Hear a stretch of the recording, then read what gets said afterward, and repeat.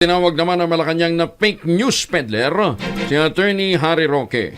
Ito ay matapos hamunin ni Roque si Senator Amy Marcos na patunayan ang umano'y paggamit ng illegal na droga ng Pangulong Bongbong Marcos kaugnay ng kumakalat na pulburon video. Sa press briefing sa Malacanang, iginiit ni Communications Undersecretary Claire Castro, wala namang maipakitang ebidensya si Roque sa kanyang mga aligasyon at patuloy lamang sa pagpapakalat ng mga walang basihang impormasyon. Kasabay nito, hamon ni Castro kay Roque, kung totoong may hawak itong ebidensya, hindi na niya kailangang humingi pa ng tulong para mapatunayan ang naturang aligasyon. Samantala, tinawag naman ni Roque si Attorney Claire Castro na umaaktong parabang vlogger para lamang magkaroon ng content at iginigit na hindi naman gaanong nakakaapekto sa approval at trust rating ng mga Pilipino ang kanyang mga pahayag.